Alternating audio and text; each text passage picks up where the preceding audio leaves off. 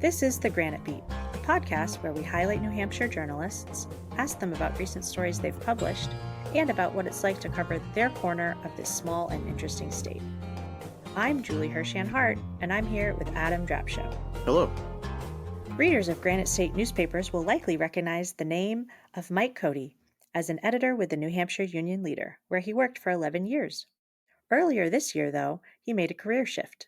He left the daily newspaper life for that of monthly periodicals so he could take the role of New Hampshire editor for Yankee Publishing, where he leads the teams behind New Hampshire Magazine and the New Hampshire Business Review.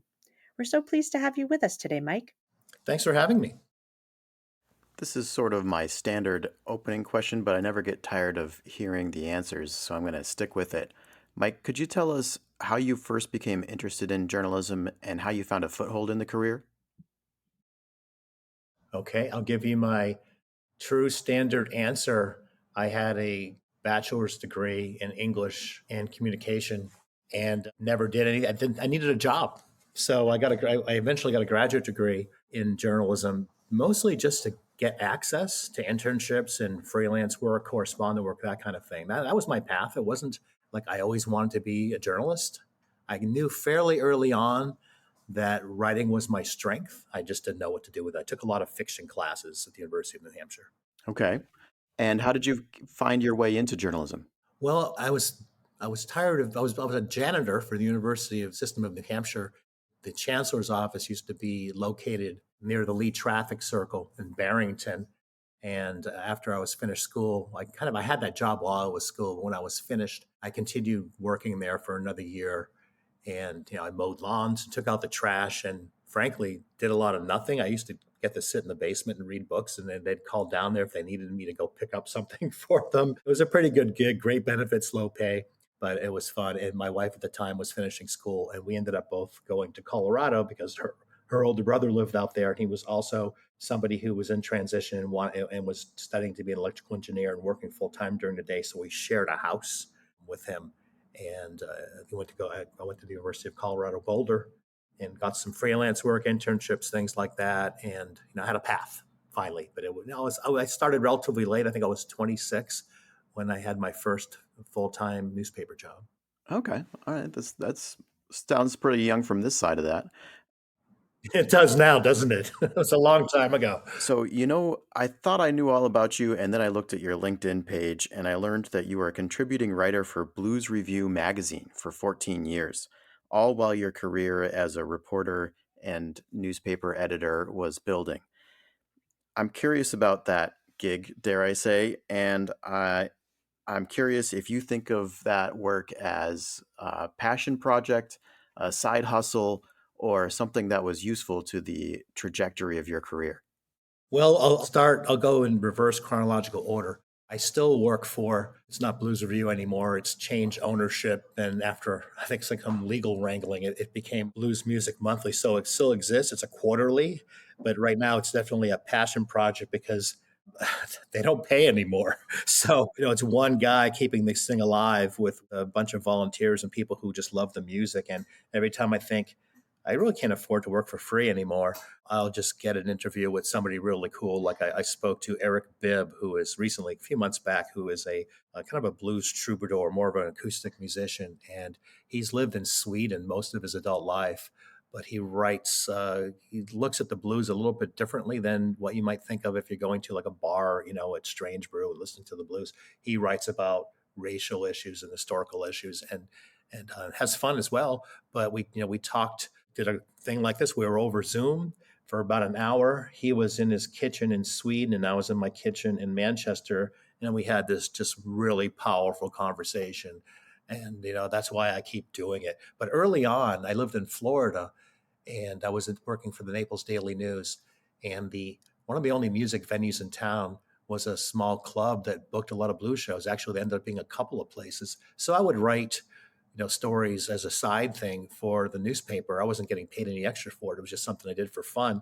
And I decided, hey, I'm reading this magazine, Blues Review, and they're doing stories on a lot of the same people that I'm interviewing for the newspaper. I'll send them a query and, hey, here's what I've done. I'd love to write for you. And And it was so cool because I had been a journalist for a little while by then, but I got a call from the managing editor and say, "What do you want to do?" And I started writing for them, and that was a thrill. Back then, they paid a little bit, and it was a little fun money, but I got to interview BB King and John Lee Hooker and Coco Taylor, a whole bunch of people, some well known, some obscure, over a long period of time, and enough so that I really want to gather them. I thought about for Black History Month, maybe even this year, if I got my act together, I could do the Great 28 and just, post one every day of people that I've talked to over the years and who are just powerful musicians and write about very important topics. Mike, I know that you grew up in Manchester, and then, as you sort of described in your current column in for New Hampshire Magazine, you left to sort of make your adult life, and then came back to New Hampshire and took the job at the Union Leader. What was it like to come back and work for the paper for the hometown that you grew up in? It was very surreal. And let's see, I'll start I'll start with what my mom teased me about. As you know, the Union Leader, uh, great newspaper, I love the people that I work with who did, objective, strong journalism, and they continue to do that. I'm very proud of the team there and the people I work with. But I grew up with the Union Leader in the era of William Loeb. I delivered the paper as a kid. And, back then, the reputation of the paper was a little bit different. When William Loeb was putting stories, head editorials on the front page, fairly radical right wing, kind of just he just liked to blow stuff up, and sell papers by being a little bit of extreme. And Manchester was a place for me that I wanted to escape from. So, and I don't remember saying this, but my mother does. She says, two things you said you'd never do: move back to Manchester and work for the Union Leader. So I've done them both, and they both turned out to be a pretty good thing. I came back here on your resume. If you have a resume, and if you have some gaps that are like months, not years, they don't really tell your whole story. Well, my resume had a 5-month gap when I was unemployed, and I came here with no job, and I was lucky to find one in a month because there was a quarter page ad in the Union Leader for pretty much a job that I had done for many years. So, what's it been like to switch from the daily newspaper world to a twice monthly or monthly, in the case of New Hampshire Business Review and New Hampshire Magazine, respectively, after being in the daily world for so long? Well, I've done this before. When I lived in Colorado, I worked for 5 years as the editor of Colorado Biz Magazine. Very similar business model to Business New Hampshire Magazine. Our competitor down the road in the Mill Yard, theirs is a glossy, monthly magazine. Very similar business to business model that we had when I worked in Colorado. So I understood that rhythm. I knew that rhythm of going from a daily to a monthly, and the ups and downs of that cycle where you're gearing up and then you're super super busy, crazy busy, and then it flows back down. But even then, I did a lot of other things that I didn't, you don't really typically do if you work in a newspaper because you're too busy putting out a paper every day. Went to a lot more community events, a lot more Chamber of Commerce events. I got to do a fair amount of travel both within the state and out of the state, and I was busy. So I knew that aspect of it when I joined here. I also knew when they advertised this job as a new position that it wasn't so much a new position, but that it was two positions rolled into one. And I told them that in my cover letter and when I interviewed here. I mean, that's the reality of the media business. And I felt very comfortable, being straight about that because I had just kind of experienced that over the last couple of years at the Union Leader when, during COVID, the company furloughed a fair number of people and didn't bring all of them back. I mean, this is about survival, right? So how many people do we have here who can do more than one thing, or two or three things? So I absorbed most of the managing editor's job. And, as far as the local news, working on as an assignment editor in addition to business, and kept writing my column. Now, there were other things that the executive editor picked up and other people picked up. Same as what I'm experiencing now. There's no way that I'm going to do everything that Jeff Feingold, who was the longtime editor of the Hampshire Business Review, and Rick Broussard, who was the editor of the Hampshire Magazine. There's no way I'm going to do everything that they did, but we have other people here. We've rearranged some of the duties, and it'll work. It's taking a while, but it's good. I'm busy, and also both of those people. This was daunting. Both Rick and Jeff were the only editors of these publications ever. And they walked away with a lot of collective knowledge and a lot of things where Jeff could get everything done very quickly and efficiently as you can. When you're in a job for a long time, you're able to just think 3 steps ahead. And, I'm working on that with with our team here, but it's fun. And I'm very grateful that I get to do something new at this point in my life, particularly in this industry. I'd like to ask you a few questions about the art of the column. Could we start by having you tell us when you began writing columns? And I'm curious if you started that because you wanted to or because it was part of the description of the job that you had at the time. I think in both, where I started writing a weekly column when I was business editor of the Daily Camera in Boulder, Colorado. I worked there for 11 years, and 9 of those years I was business editor. And when I worked for the Union Leader in a similar role when I started, both those columns were something that had not existed before. I think the previous business editor, when I was in Boulder, had thought about writing a column, maybe wrote one or two, but didn't do that. And once you start writing it every week, you kind of just, you're married to it. So I don't know how many I wrote over 11 years, 50 columns, 48 columns a year, something like that. And similar, for the Union Leader, in between, I wrote a monthly, editor's note column for Colorado Biz for 5 years. I'm a much better columnist when I'm writing more than when I'm writing less. I think when you're writing just a monthly column, you think about it. It's like, it's like a bands that don't put out records for every 5 years. They're not working on a record for 5 years. They're working on a record for 2 weeks before they put out the album or something. That's just inevitable with deadlines. And now I'm trying to strike that balance here. I'm writing an editor's note once a month. I've written one column for New Hampshire Business Review. Ultimately, I'll probably do like a monthly one and maybe just do two. And it's a kind of a crushing schedule to write every week. We'll see. We'll see how much I can manage everything else, but I will definitely do at least a couple of. But to your question about the art of a column, I've columns. You tend to follow your crazy ideas. If you're writing an essay, you're writing anything, follow something that you're going to have fun doing. And no one ever, in anywhere I've been, has ever told me what the column should be about, or write about this or write about that. It may be occasional suggestions, but for the most part, you're on your own. So if you're writing about something and you realize, well, I wish I hadn't chosen this particular subject or person to interview or whatever, it's not going anywhere. It's your own fault.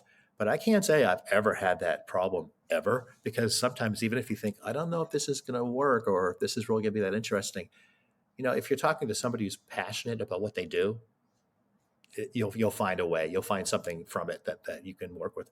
I don't write a lot of columns that are the kind of personal essays. I'm doing that more with the editor's note because that's kind of the nature of columns for New Hampshire Magazine. But even for New Hampshire Magazine, I wrote one column that was really an interview with an artist. Her name is Sarah Richard. She's a Nashua comic book artist and author, because I met her through one of my colleagues, and she wrote a kind of a creepy book called the Graveyard Handbook. I don't have it in front of me here, but and so I interviewed her and actually was able to. She kindly let us use one of the images from her book to go with my column, which was so much fun. So I'm giving you a long answer, but you want to have fun with it? I'll tell you one last thing. If you follow your crazy ideas, back when Napster, in the early years before iTunes, and college kids were getting accused of stealing music, and the music industry was suing them. It was crazy. I got into my head one morning, what if I changed all the words to Bob Dylan's Subterranean Homesick Blues to tell this Napster story in a column? And I did, and it was a fun column, and so much so that it, even in the early days of the internet, it somehow found the attention of a musician in, I think it was New Mexico or Arizona. Anyway, he asked me if he could record it. So I have a CD of this very, very professionally produced recording of this version. It's called Subterranean Record Store Blues. And I think his band, he named his band the Strokers, but he was just a studio musician. And it's really good. He changed one word because I veered away from a rhyme scheme, and he changed it to where it should have been. So he made a slight edit. But that kind of stuff is fun, because that's what the writing can bring you, a lot of joy, and the journey is so much part of the fun. I'm curious what function the column serves. What does it provide as an opportunity to the writer that a just regular byline story doesn't provide? And also, what does it provide to the publication? What does it bring to the publication overall? Well, I'll tell you about how I approached the column when I worked for the Union Leader, and to a large, probably the similar degree when I was in Boulder, but even more so with the Union Leader. Resources are tight, as you know, being in this industry.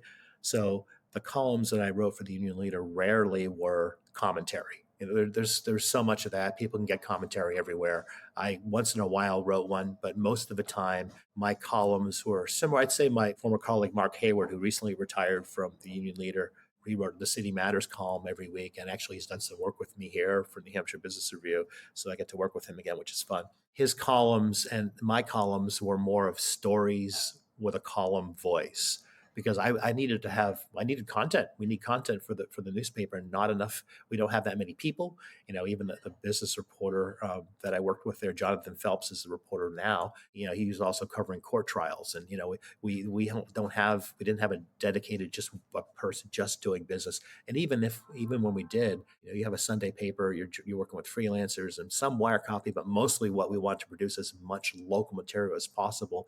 So a lot of my columns were stories where we could have photos. We could have a photographer there as well. And it just affected the way I would write the column. I had a little more of my voice in there, but it was reporting, talking to people, go visiting factories, going to events, whatever. But I could have a little more fun with the language, a little bit of first person stuff, a little bit of, column, more playful language, and not straight news. But so, it depends on what as far as what the readers were getting a story about something, and maybe with a little bit different voice.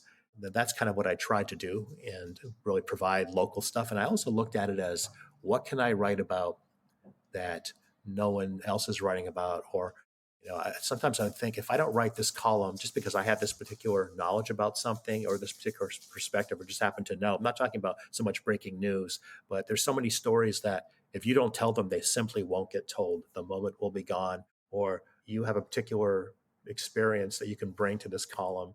And that's kind of what I usually shot for. It also made it more fun to do. Are you or any of your teams working on something that you'd like to tease right now? Not really. I don't know if we have a lot of things going on, but nothing of the breaking news nature that I can think of. We are working with overhauling some, changing some columns, changing some features, looking at, I'm at the place where we have we had to hire a few people. I inherited this job with 3 open positions, and we're close to filling their assistant editor jobs positions. And so I'll have a little more time to map things out. Like, the last 4 months has been a lot of keeping everything going. You mentioned making some structural changes. I'm curious, your company that you work for includes some of the most storied titles in the region, and thinking of Yankee Magazine and the Old Farmer's Almanac. What does the future look like for these types of publications in such a dynamic and unpredictable landscape? That's a great question. I just spent 2 days with my colleagues from Yankee and some board members of our company, talking about exactly that. What's the future?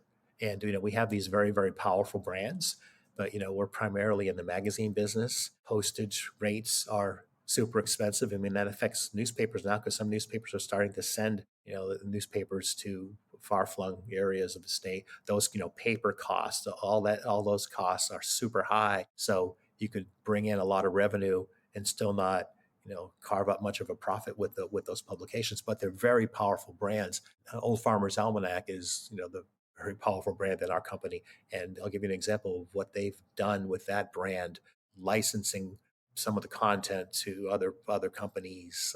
They produce a lot of other products, calendars, and page a days, and gardening books. And during COVID, the company did really well because people were really getting into gardening. So really, I think anybody who's in media is thinking about, what else can we do, right? I mean, we're on this podcast right now. Now, this podcast for you guys is extra content. It's bringing people something fresh. It's a different venue. When we do podcasts here as well, we also think, okay, what can we do with this material? We can do a Q&A in the print edition and online with that same material, so that we're taking advantage of that. But back to your original question, the money part of it, this is a tough business to be in. So we have to think, what other venues can we excel at? Our company does a fair amount of custom publishing. That's an area that we'll continue to work on. We're looking at various, just like when people retire, right? You have, all right, I have my, my 401k and maybe a pension and, Social Security. You're looking at, how can you diversify? And the prediction that newspapers and magazines are going to die, that's, what is that, 20, 30 years old? Maybe, we're still here doing it, just finding ways to be scrappy and looking at, what can we sell to people? We have audience, we have expertise, we know this industry, and we have established brands and credibility in the marketplace. So all those things we'll be working on. How can we capitalize on that with, fairly small teams working hard, doing a whole bunch of different things? We've interviewed journalists who work for privately owned for profit media companies and some who work for grant funded nonprofits. Yankee is something different in that it's an employee owned company. Is that distinction something that affects the day to day operations of the organization? And does it result in a product that's different than it would if it were a more conventional structure? Well, we've been an employee-owned company for about a year. That happened in 2022. And so the company owes money to the family investors. And that's something that, we'll be paying out over time. But it definitely changes the makeup of how people think here because, on your first day, you get a T-shirt. It says you're an employee owner, right? We all have a stake in this company. And, we maybe have a little something coming, hopefully, when we retire. I have no idea how big that is. It all depends on where we are, but it definitely changes the way we think because when you're an owner, and this is the ESOP strategy structure has been used by a number of companies in New Hampshire and around the country. It definitely changes the way people think about their jobs. You can't say, no, that's not my job. Well, it is if we need somebody to do it, right? And it definitely changes the way we think about each other and our teams. Does it affect the products? No, I don't think, maybe in terms of quality or just what people are striving toward, but it's really more of how does it affect the company culture? And I think it's huge. What advice would you have for someone who's interested in starting their career in journalism? I taught at the University of Colorado off and on for about 10 years. I'd say like 7 years straight if I put them all together, writing and editing and design, things like that, mostly reporting. And I'd always tell students, this is even, 10 years ago, more than that. Why do you want to do this? This is an industry in a death spiral. Why are you doing this? And a lot of these classes, they were filled with primarily students who were in the public relations advertising track. But there'd always be a handful of kids, maybe 4 or 5 of 18, who wanted to be reporters in some way. And their answers were always great. This is what I want to do. And I'm going to find a way to do it. You need to be versatile and you need to know how to do a bunch of different things. And this is an industry that's, it's hard to find work. The paths, when I started off, the paths were still in place. This is a while ago, but the paths are gone. Like when I went to school, I got internships and I had, I got some correspondent work, and those things gave me contacts, experience, and helped me find a job. And, there was an era where if you wanted to go to the next level, you could move to a bigger paper or become a manager at a small paper and write and stay in the same ladder. I was more of the latter side because, I had children and we wanted to stay in communities that we wanted to live in and not be in a big rowdy city where maybe the journalism opportunities were stronger, but the living conditions weren't so great. So I kind of moved around and we were able to do that. But now, everything's different. And I think if you want to do this, find another path that you can do also along with journalism. If I had a child who was pursuing this, I'd say you have something else alongside it that you can do, or get a specialty, or business reporting. Certainly, there's always been a demand for that. Have more than one degree so that you can use that expertise for journalism, but also be entrepreneurial. It's a much different world now, and we haven't seen where it's going. There's grant funded opportunities newspapers have used. We have the Granite State News Collaborative, which our company is a part of, which is great. We're able to share things, but no one's come up with a model yet that will make journalism as we know it thrive. And Mike, our last question for you: where could people go to see more of your work? NHBR.com and NewHampshireMagazine.com. I don't have my own personal website yet, but certainly our brands are out there, and we have email newsletters for all our products, and also our friends at Yankee. We're easy to find. Thank you so much for joining us, Mike. I really enjoyed this conversation. Julie and Adam, thank you so much. It was my pleasure.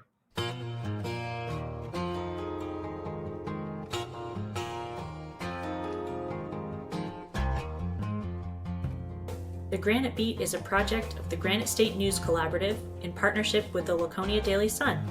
We record at the Lakeport Opera House and our theme music is composed by Bob McCarthy. Thanks also to the Marlin Fitzwater Center at Franklin Pierce University for editing and other support.